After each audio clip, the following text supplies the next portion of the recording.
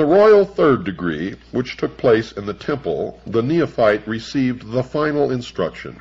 After this came the final test in the beautiful ceremony of the death of the old life, the giving up of the body and its temptations, and the raising of the slain Osiris, our spiritual body, by his faithful spouse Isis, the soul, with the final illumination.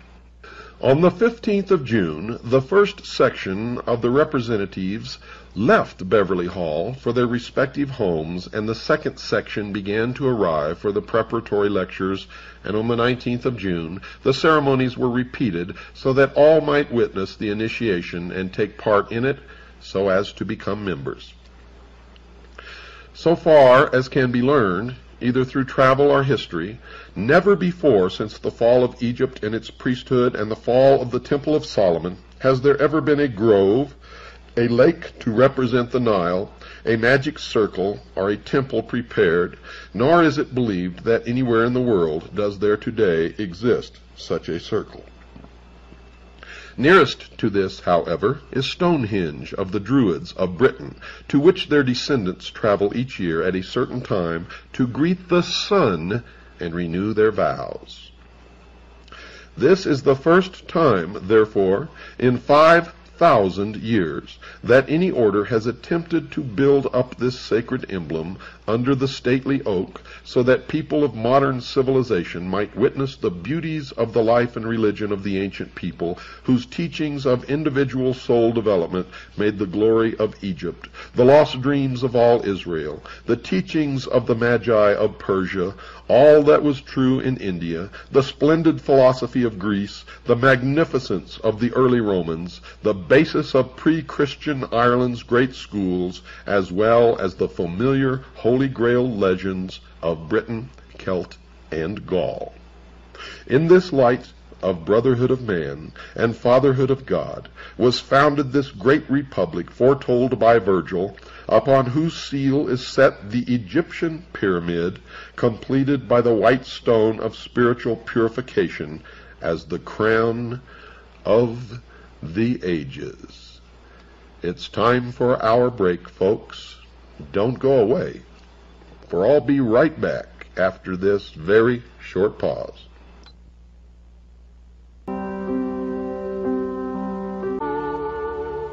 In the winter, far beneath the snow, lies a seed that with the sun's love becomes the rose.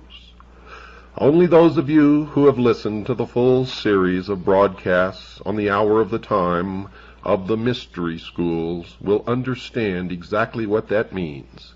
And you will know and have an entirely different understanding of that song, which is beautiful, to say the least, but does not convey the message that many of you have always thought you heard. You see, the mystery schools speak to each other in symbology, in a symbolic language that they have learned to use over the millennia to hide their real secrets, their real intent, their real work, which has always been from the beginning to reestablish on this earth an ancient government ruled by a council of wise men, a benevolent despotism, a one-world totalitarian socialist government. Don't ever forget that, folks. If you love being free, the New World Order utopia is not for you. And it certainly is not for me. Continuing now from the book entitled Fundamental Laws, the publication of a report of the 68th Convocation of the Rose Cross Order, during which they admit the existence of the Illuminati, they admit the existence of the Order, they admit the existence of the Brotherhood, they admit that all of these secret organizations, including Freemasonry, are all the same organization, all working toward the same goal. An incredible admission printed in their own publication. a hardbound book found up on a dusty shelf way back in the rear corner of an old used bookstore. And we will, of course, miss him.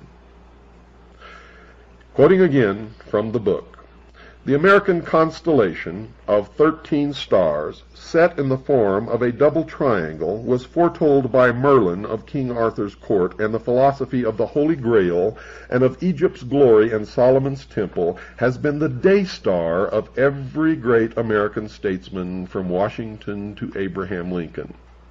Now, if you've been listening to this program, you know the day star is a reference to Lucifer, the light bringer, the angel of light, the morning star, also known as the son of the morning. After the ceremonies in the grove, there was given in the dining room of Beverly Hall at midnight a feast of the gods, at which neither meat nor spices formed part of the menu, but only fruits, nuts, and other products of sun-kissed foods. And that should tell you something about sun-kissed oranges.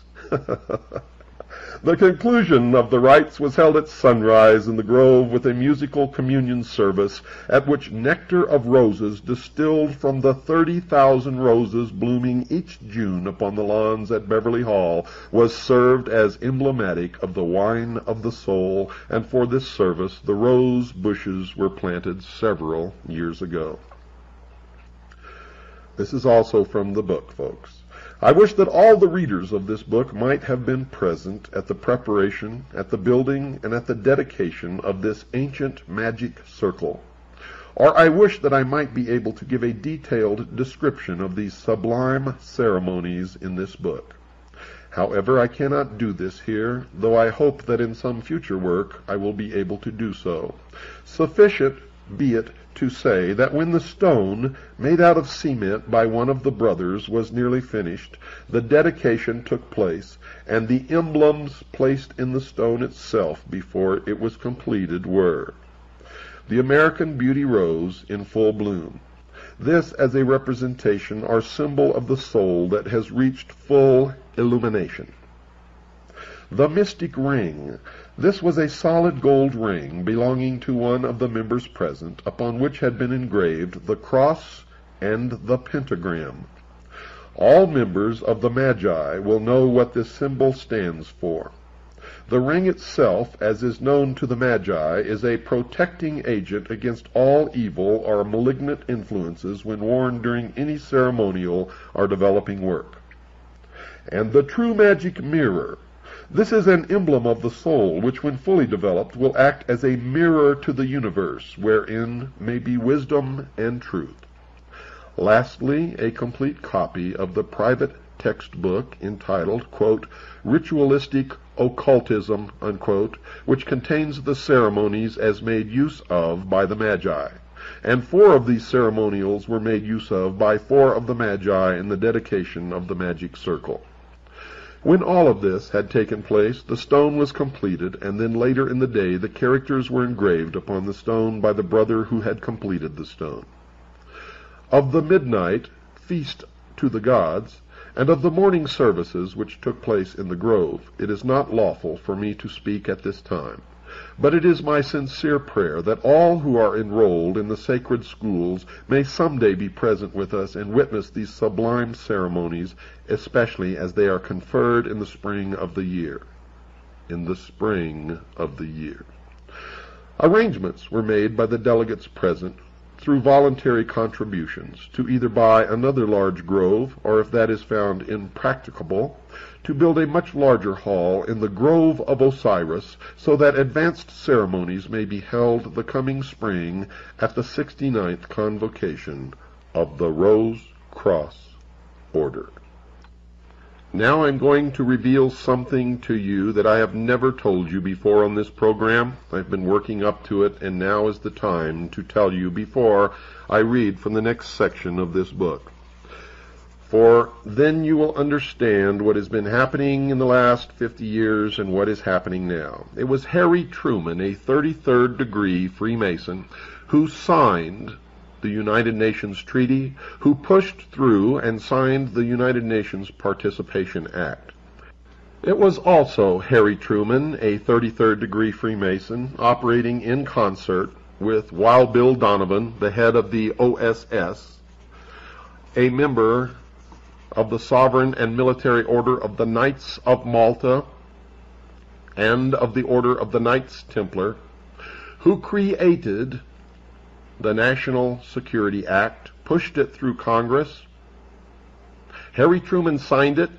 It created the umbrella of national security, a curtain of secrecy. It created the Central Intelligence Agency, and behind this curtain of secrecy, the secret societies have been working to destroy the sovereignty of all nations and bring about a one-world totalitarian socialist government. And folks, all of the bugaboo enemies that you've been afraid of all your life were never enemies at all. For these were deceptions, manipulations. The only enemy, folks, that the people of the world have ever had is right here in this country, down at the corner in your town, in the temple that has no windows.